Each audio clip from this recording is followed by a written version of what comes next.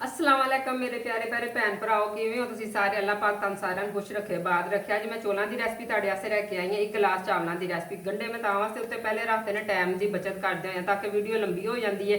एवें गंढा कट्टिया वे ते थोड़ा कायल पाया वे तो उहदे विच गुलाबी होण तक तुहाडे नाल मैं कि पहले थोड़ा जिहा हो जाए काम। तुहानूं पता प्याज जिहड़ा इन्ना टाइम शुरू होण ते लैंदा वे तां वास्ते मैं जरा पहले रख दिता। तो सिंपल चावल एक गिलास मैं चौलों का लिता वे।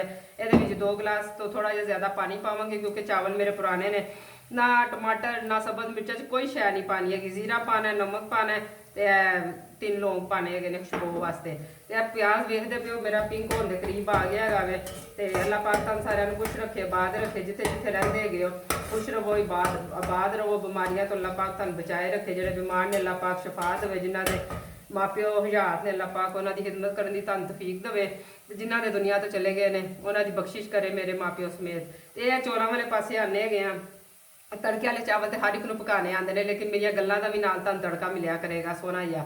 तो हजे तो तुहाडी मेरे नाल दोस्ती नहीं हुई हैगी। जदों तुसीं मेरे वीडियो देखण लग पवोगे फिर तुसीं मैनूं सोहने सोहने कमेंट करिया करना, दस्सिया करना तुहानूं मेरिया गल्लां किहो जिहियां लगदियां ने। जे तुहानूं मेरिया गल्लां चंगियां लगदियां ने पंजाबी ते मैं तुहाडे नाल पंजाबी च गल्लां करिया करांगी। जे तुहानूं मेरी उर्दू दी गल्लां पसंद ने 2-3 वीडियो मैं उर्दू च भी पाईआं ने तो उहदे च गल्लां कर लांगे। जिवें तुहानूं चंगी लगांगी उस हिसाब नाल मैं तुहाडे नाल गुफ्तगू कर लिया करांगी। अच्छा मेरा गंढा इत्थे सुरो गुलाबी हुंदा पिया जे। इत्थे हुण असीं थोड़ा जिहा पानी पावांगे रंग कढण वास्ते। चौल सारिआं नूं पकाने आंदे ने क्योंकि चौल पकाना तो कोई मुश्किल काम नहीं। असल काम है मैं तुहाडे नाल गल्लां करना चाहनी हां। तो सामने आने की तो मैनूं इजाजत कोई नहीं मिली हैगी। मैं कहा चलो इंज ही सही नाल कुकिंग हो जाया करेगी नाल तो भैन भरावां नाल थोड़ा शुगर मेला हो जाया करेगा। अल्लाह पाक सारे भैन भरावां नूं खुश ते बाद रखिया। वेखो हुण असीं इत्थे थोड़ा जिहा पानी पा देना हैगा वे। बिस्मिल्लाह रहमान रहीम। ये जरा मैं ना पानी थोड़ा जिहा रंग निकल आएगा था ठीक है ना। तो ये असीं बस फिर नाल ही जो रंग निकल आएगा तो पानी शानी थोड़ा होर पावांगे। ये जरा गंढे नूं गले तिक्कर दा इंतजार करने। तो वीरो है देखो मेरे गंढे जिहड़े ने काफ़ी हद तक नरम हो गए ने गल गए ने।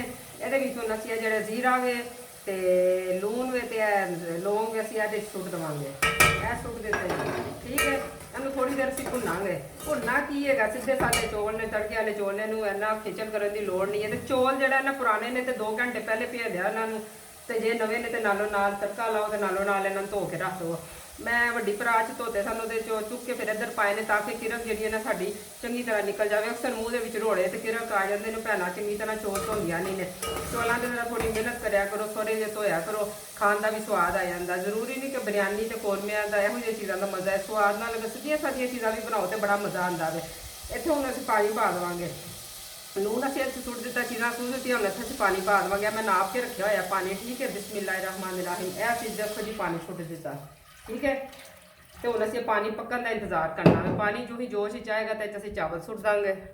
पानी साडा पक्कण दे कोल आ गया वे नाल ही असीं हुण चौल सुੱਟ ਦਾਂਗੇ ठीक है। चावलों चों मैं पानी कढ़ दिता वे तो असीं सारे चौल सुੱਟ ਦਾਂਗੇ। बिस्मिल्लाह रहमान रहीम। बेफिक्र हो के सुੱਟੋ क्योंकि मैं वड्डी भरा चों निक्के कढ़ लिते ने किरक शिरक सारी उहदे च असीं हत्थां नाल बुक्का नाल चुक के इधर पाए ने ठीक है। दाना कोई ना जाया करो रिजक की कदर करया करो। नालियां च रिजक ना जान दिया करो। देखो रिजक की कदर बहुत करनी चाहिए हैगी है ठीक है। तो यह देखो असीं जाया किते बगैर जरा ना ये चौल पाते हैं। गैस मेरी मट्ठी है काफ़ी तुहानूं पता सारे पासे इशू होया होया वे गैस का। तो इस वास्ते कभी गैस तेज़ हो जाती कभी घट हो जाती है। मुंडी जी गैस है साडी घूमत का पता तो चलता नहीं किस टाइम की कर देवे। इत्थे जो मैं पाते ने चौल तो पानी खुश्क होने का इंतजार करांगे। तो जो ही पानी खुश्क होएगा असीं दम दे देवांगे। तो जे तुहानूं मेरी चावल पकाने की रेसिपी मेरी गल्लां दे नाल चंगी लगी है तो जिहड़े तुहाडे सज्जे पासे उनकी सबसक्राइब जिहड़ा लाल रंग की चीज़ नज़र आती पई इन्हां नूं नप दवो तो नाल ही तो घंटी का निशान आ जाएगा। वो आल उत्ते जरूर क्लिक करना। मेरी हर वीडियो फिर तुहाडे तक अपने आप पहुँच जाया करेगी।